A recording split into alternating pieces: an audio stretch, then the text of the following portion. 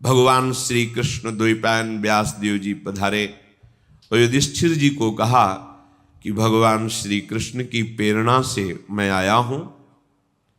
भगवान ने आदेश किया है कि हम तुम्हें प्रतिस्मृति नाम की विद्या दें।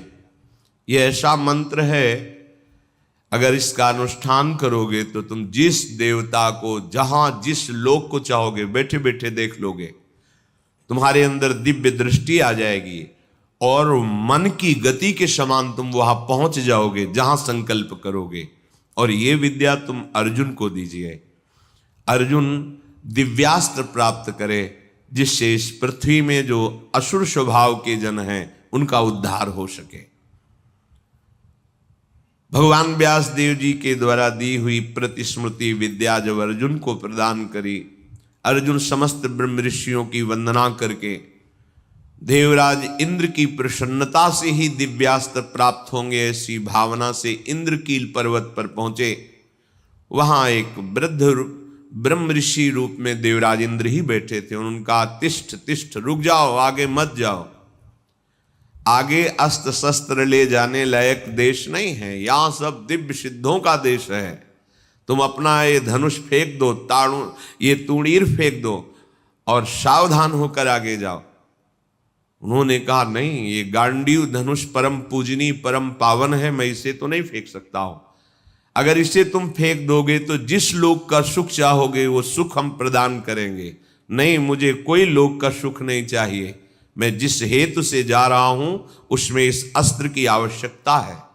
यहां एक संकेत मिलता है कि अगर आपने लक्ष्य बना लिया है उच्च कोटि का, भगवत प्राप्ति, भजन करना, धर्म से चलना, सत्य से चलना, तो आपकी परीक्षा होगी। उस मार्ग से हटाने के लिए प्रलोभन आएगा। आपको उस प्रलोभन में अपनी निष्ठा को नहीं छोड़ना है। अगर छोड़ दिया तो गए। भय भी आ सकता है, भयानक भय आ सकता है, पर अगर आप अपनी निष्ठा पे रहे तो भय केवल दिखावा होगा, आपको दुख नहीं दे सकता। प्रकट हो गए देवराज इंद्र और कहा मैं कोई ब्रह्म ऋषि नहीं हूं, मैं त्रिभुवनपति देवराज इंद्र हूं। तुम अपनी निष्ठा में अचल रहे, क्या चाहते हो? तो कहा मैं आपके द्वारा दिव्यास्त्र चाहता हूं। वो तो तभी प्राप्त हो सकते हैं जब देवाधिदेव भगवान शंकर का दिव्य अस्त्र तुम्हें प्राप्त हो, उनका साक्षात्कार हो, फिर हम समस्त लोकपाल अपने अपने दिव्यास्त्र आपको दे देंगे। अर्जुन ऐसा सुन ही रहे थे कि देवराज अंतर्धान हो गए। अब विचार किया कि मुझे प्रथम महादेव जी की आराधना करनी चाहिए। तपस्या के लिए दृढ़ निश्चय करके बड़ी उतावली के साथ चले और एक भयंकर कंटकाकीर्ण वन में पहुंचे, जहां समीप में सुंदर नदी प्रवाहित हो रही थी। हिमालय का शिखर है, पवित्र शीतल वायु चल रही है। उस स्थान के दर्शन करके मन में निश्चय हुआ कि यहीं भगवान शंकर की आराधना करेंगे। महातेजस्वी दृढ़ संकल्प वाले अर्जुन ने उस प्रदेश में तपस्या में संलग्न होने के लिए स्थान चयन किया और कुशा की लंगोटी लगाई। कुशा बहुत दुखद होता है, छू जाए तो त्वचा को चीर दे। लंगोटी लगाई और एक दंड समीप में रख लिया और अपने गांडीव धनुष और तूणीर को वृक्ष की डाल पे से टांग दिया और हाथ जोड़कर भगवान शंकर की स्तुति करके निरंतर भजन में लग गए। 1 मास तक 3 दिन 3 रात कुछ नहीं खाना, उसके बाद सूखा पत्ता लेकर के पाना। दूसरा मास 6 रात के बाद कोई फल ले लेना। तीसरा महीना 15 दिन 15 रात व्यतीत होने के बाद एक बार कुछ फल ले लेना। चौथे महीने में केवल जल पीकर रहना, फिर जल भी छोड़कर केवल वायु श्वास, बस निरंतर महादेव जी के चिंतन में निमग्न। दोनों भुजाएं उठाए हुए, कोई सहारा नहीं, पैर के अंगूठे के अग्रभाग पर खड़े होकर के भगवान शिव के मंत्र का जप करते हुए आकाश की तरफ दृष्टि रखे हुए एकाग्र चित्त से उपासना कर रहे हैं। तदनंतर अर्जुन की भयंकर तपस्या को देख करके वहां रहने वाले जितने ब्रह्म ऋषि थे सब भगवान पिनाक पाणी महादेव जी के समीप गए और महादेव जी को प्रणाम करके कहा, देवाधिदेव, अर्जुन आपके लिए महान तपस्या से युक्त होकर के उपासना कर रहे हैं।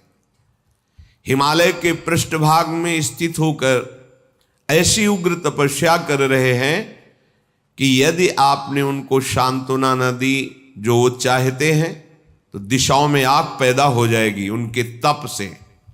हे देव देवेश्वर, हम लोग कुछ समझ नहीं पा रहे हैं कि उनको कैसे शांत करें। वे अपनी तपस्या का संताप प्रकट कर रहे हैं।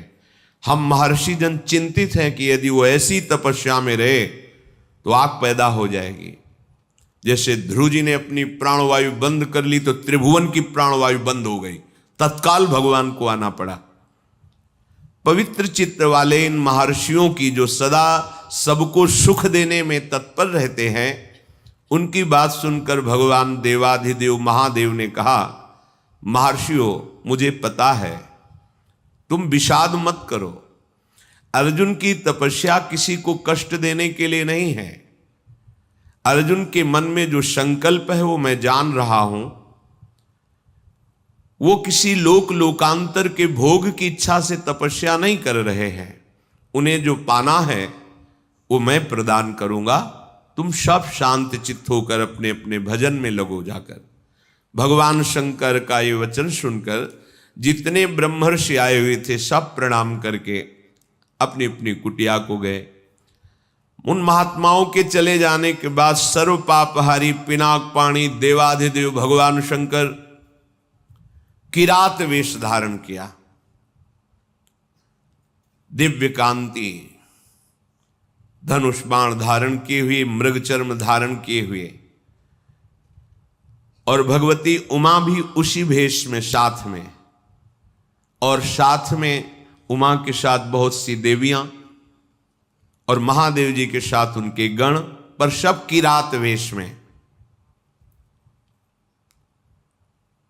जे ही भगवान शिव इस वेश में वन में प्रवेश किए तो सारा वन शांत हो गया। खग मृग पशु पंछी वायु जल सबका कोलाहल शांत हो गया, आवाज बंद। एक घुरघुराहट सुनाई दी उस अर्जुन को। तो आकाश दृष्टि करके मंत्र जप कर रहे थे, दृष्टि घुमाई तो देखा है कोई विशाल सुअर उनको मारने के लिए तीव्र गति से आ रहा है। तत्काल अर्जुन ने अपने गांडीव धनुष को उठाया और प्रत्यंचा चढ़ाकर टंकार की, जिसकी ध्वनि उस शांत वन में गूंज गई। अर्जुन ने कहा, ऐ शुकर, मैं तपस्या में लगा हूं, किसी को कष्ट नहीं दे रहा हूं, फिर भी मुझे मारना पड़ेगा, क्योंकि तो बिना अपराध के मुझे मारने के लिए आ रहा है। सुदृढ़ धनुष वाले अर्जुन को प्रहार के लिए उद्यत देखकर किरात रूपधारी भगवान शिव ने सहसा रोका। ऐ वीर, इस शूकर को मैंने पहले शिकार रूप में निश्चित कर लिया है, तुम अपना बाण मत चला देना। परंतु अर्जुन ने किरात के वचन की अवहेलना करके तत्काल भयंकर बाण के द्वारा उस शूकर को बेध दिया। जैसे अर्जुन का बाण वैसे ही किरात वेशधारी भगवान शिव का बाण भी उसी जगह लगा। दोनों के छोड़े हुए बाण से सुवर्ण रूप त्याग करके मूक दानों विशाल पर्वत की तरह वो अपने असली स्वरूप में आकर प्राण त्याग कर गिर पड़ा। उसे अर्जुन को मारने के लिए भेजा गया था। जैसे बिजली की गड़गड़ाहट होती है, ऐसे आवाज करते हुए असुर अपने प्राणों को त्याग दिया। शत्रुनाशक अर्जुन उस तेजस्वी की रात को देखा जो कुछ दिव्य स्त्रियों से घिरे हुए थे, अर्जुन ने कहा, तुम कौन हो और यहां स्त्रियों के साथ क्यों घूम रहे हो? क्या आपको मालूम नहीं कि भयावह वन है?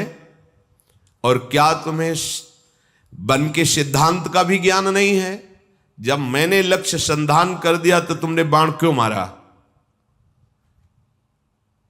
ये मेरे पास आया था, मेरे को मारने के लिए आया था, मैंने इस पर बाण संधान किया, तो तुम मेरी वीरता का तिरस्कार करके इस पर बाण संधान क्यों किया? इसका उत्तर दो, नहीं तो मैं तुम्हें जीवित नहीं छोड़ूंगा। अर्जुन ने ऐसा किरात से कहा। ये मृगया का धर्म नहीं है जैसा आपने किया है। तुम पर्वत निवासी हो, उत्तर दो, नहीं तुम्हें जीवन से वंचित कर देता हूं अभी। अर्जुन के इस प्रकार कहने पर किरात भगवान जोर जोर से हंसने लगे और कहा, बहुत वीरतापूर्ण तुम वाणी भी बोलते हो और वीर भी हो, पर मुझे वन में इसलिए कोई भय नहीं लगता कि यही मेरा घर है। वनवासी हूं, किरात हूं, किंतु जब मैंने कह दिया था कि तुम बाण मत चलाना, ये मेरा लक्ष्य है, तो तुम्हारा साहस कैसे इतना हो गया कि मुझ वनवासी की आज्ञा का उल्लंघन करके तुमने बाण संधान कर दिया? तुमने दुष्कर कर्म किया, ये मुझे पसंद नहीं आया। और तुम जो कहते हो कि मुझे जीवन से हाथ धोना पड़ेगा, तो पहले बल का निर्णय कर लेना चाहिए, फिर बाद में निश्चय होना चाहिए। तुमने हमारे बल का निर्णय तो किया नहीं। क्या तुम जानते हो हम में कितना बल है? किरात वेशधारी भगवान ने कहा। अर्जुन ने कहा, तुम्हारे जानने की हमें कोई आवश्यकता नहीं है, मुझे तुम जान लो। मेरा नाम अर्जुन है, मैं गांडीव धनुष को धारण करता हूं, और जब गांडीव मेरे हाथ में हो तो त्रिभुवन में कोई ऐसा नहीं जो मुझे परास्त कर सके। ये हिंसक रूप धारण करके दैत्य मुझे मारने आया था, मैंने इसे मार गिराया, अपराध आपका है। आपने मेरे लक्ष्य पर बाण क्यों मारा? किरात वेशधारी भगवान बोले, मैंने पहले रोका था और बाण संधान करके मैंने मारा है, और तुम मेरे सामने वीरता की बात करो, इसलिए लगता है कि मुझे तुम्हें दंड देना पड़ेगा। अर्जुन ने कहा, ऐसा कौन है त्रिभुवन में जो मुझे दंड दे? हमें लगता है कि तुम्हें प्राणों से कोई प्यार नहीं है, तुम्हें प्राणों से हाथ धोना पड़ेगा। भगवान ने कहा, तुम्हें बल का घमंड है क्या?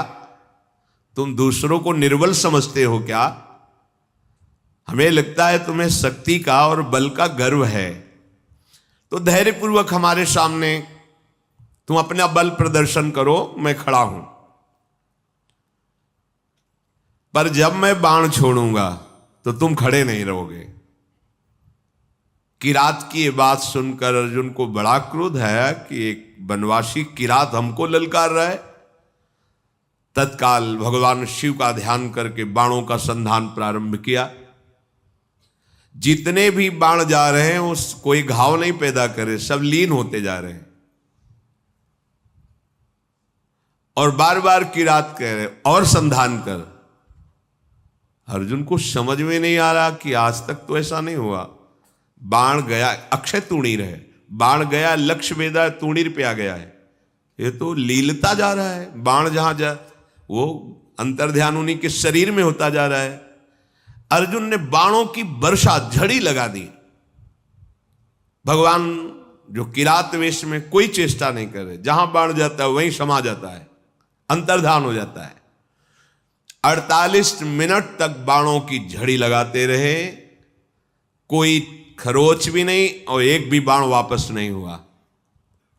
सारी बाण वर्षा व्यर्थ देखकर अर्जुन को बड़ा आश्चर्य हुआ और कहने लगे, धन्य है किरात, धन्य है। वास्तविक मैंने ऐसा वीर नहीं देखा तुम्हारे जैसा। हिमालय शिखर के समान तुम निश्चल खड़े हो और महाप्रचंड गांडीव धनुष से छूटे हुए बाण तुम्हें तनिक व्याकुल नहीं कर पाए। शास्त्रों बाण संधान किया पर तुम्हें खरोच नहीं हुई। एकमात्र मेरे आराध्य देव भगवान पिनाक पाणी शिव के सिवा कोई दूसरा ऐसा नहीं हो सकता कि जो हमारे गांडीव धनुष की चोट सह जाए बाणों की। और यदि तुम रुद्रदेव से भिन्न हो तो अब मैं जितने मंत्र जानता हूं, अस्त्र जानता हूं, सबका प्रयोग करके तुम्हें नष्ट कर दूंगा। अर्जुन ने जैसे आग्नेय अस्त्र मिले हुए थे, उन सब अस्त्रों का प्रयोग भगवान शिव पे किया। सैकड़ों दिव्य अस्त्रों का प्रयोग किया, पर सब अंतर्धन जा करके शांत हो जाते। भगवान किरात वेशधारी हंसते हुए बोले, और करो, और बाणों का संधान करो। अर्जुन ने देखा अब तूणीर में एक भी बाण नहीं रह गया, तो उन्होंने विचार किया कि भगवान अग्निदेव जी के द्वारा ये दिए हुए खांडोप्रस्थ जलाने के लिए तूणीर थे, इनका अक्षय शब्द नाम है, अर्थात कभी खाली ही नहीं होंगे। तो कर्तुम अकर्तुम अन्यथा कर्तुम सर्व समर्था सा ईश्वर, देवों के भी देव महादेव, एक भी बाण तूणीर में नहीं बचा, सारे बाण नष्ट हो गए। अब मैं क्या करूं? ये तो मेरे बाणों को ही लील जा रहा है, तो मैं इस प्रचंड बलशाली धनुष के प्रहार से मारूंगा, धनुष की कोटि से। ऐसा विचार करके अर्जुन ने अपने प्रचंड गांडीव धनुष से प्रहार किया। गांडीव धनुष भी लीन हो गया किरात के शरीर में। कूद पड़े अर्जुन और अपने घूंसे से प्रहार किया। भगवान शिव शांत खड़े हैं। एक तलवार थी अर्जुन के पास जो पर्वतों को भी काट सकती थी। भगवान शिव पे मारा तो कुंठित होकर गिर गई, कहीं खरोच भी नहीं। बड़ा कि आखिरकार अब कैसे इन पर विजय प्राप्त करें। किरात रूपधारी जो भगवान थे, भगवान ने कहा, अभी वृक्ष है, शिला है, इनसे प्रहार करो। कुंती कुमार अपने बल से पर्वत की शिलाएं उठाकर प्रहार करते हैं, कोई फर्क नहीं। अब भगवान शिव ने कहा, हो गया, अब हम प्रहार करते हैं, तुम सहो। दौड़ करके किरात ने अर्जुन को अपनी भुजाओं में फंसाया और मुष्टि प्रहार किया। बड़ा भयंकर शब्द हुआ, अर्जुन का अंग अंग टूटने लगा भगवान शिव के घूंसे के प्रहार से, मानो उनकी भुजाओं में मूर्छित हो रहे हैं। देवादिदेव महादेव जी के अंगों से फिर भी प्रयास करके वो लड़ रहे हैं। एक एक अंग उनका टूट रहा है। वो मन में विचार करे, आज तक ऐसा वीर हमने नहीं देखा जो मुझे थकित कर दे। युद्ध में अर्जुन कभी श्रम को प्राप्त नहीं होते कि अब मैं थक गया हूं, ऐसा कभी नहीं। भगवान शंकर भुजाओं से भली भांत, कितना सौभाग्य है, नियंत्रित किए हुए हैं। और अर्जुन को जहां मूर्छा छूटती तब फिर एक घूंसा जमाते हैं, फिर वो उंगली की भुजाओं में 2 घड़ी तक अर्जुन पिटते रहे। फिर उनका, देखो मुझे थोड़ा समय दे दो, अगर तुम युद्ध के नियमों को जानते हो तो मैं कह रहा हूं थोड़ा समय दे दो, फिर मैं तुमसे युद्ध करूंगा। छोड़ दिया, और करके देख लो। तत्काल वहीं की मिट्टी एकत्रित की और उसे लिंगाकार किया। वन था ही, कुछ पुष्प लिए, माला और पुष्प, और हाथ जोड़कर भगवान शंकर की आराधना की, भगवान शंकर का स्तवन किया।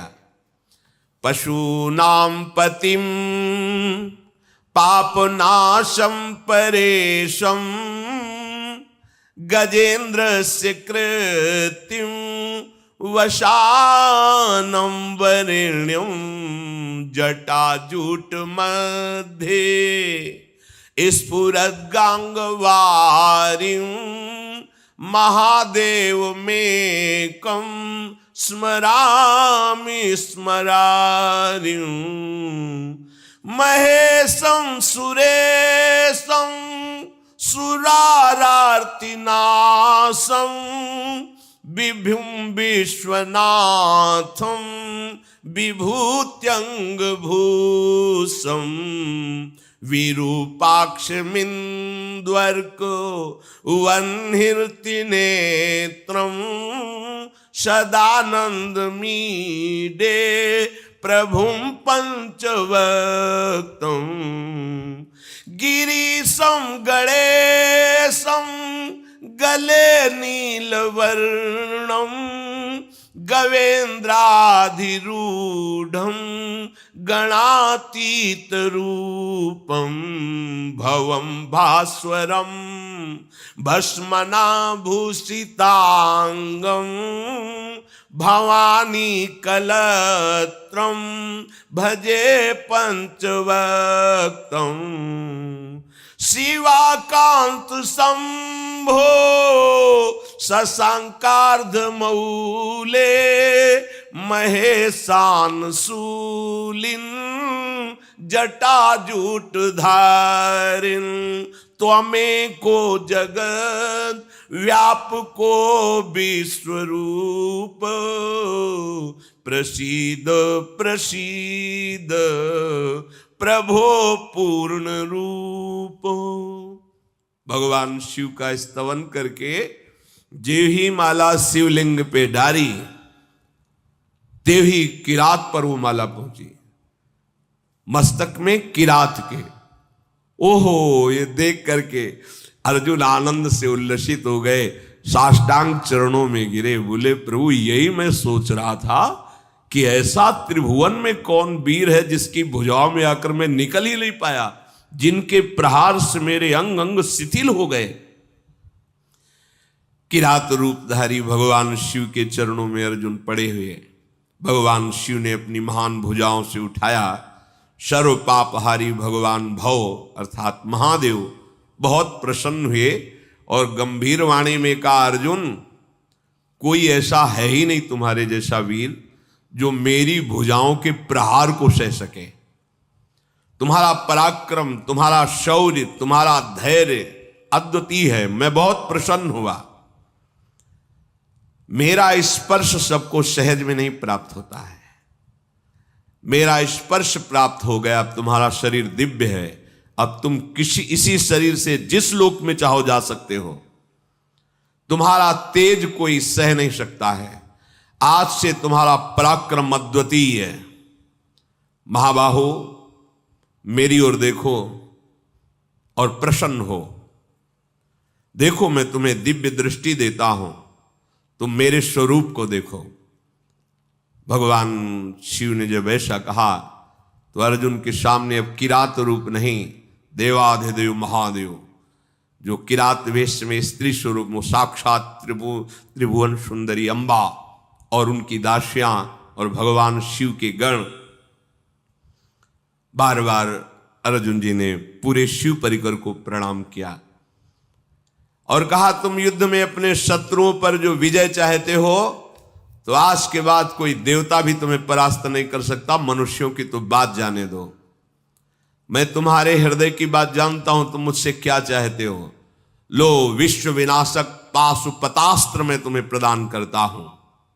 ये वो अस्त्र है जिसको कोई भी अस्त्र कुंठित नहीं कर सकता और एक क्षण में पूरे त्रिभुवन को भस्म करने की सामर्थ्य मेरे इस अस्त्र में है, पाशुपतास्त्र। तदनंतर शूलपाणी भगवान महादेव जी और भगवती पार्वती जी के दर्शन करके अर्जुन को बड़ा आनंद प्राप्त हुआ। साष्टांग पृथ्वी पर लेटकर प्रणाम किया।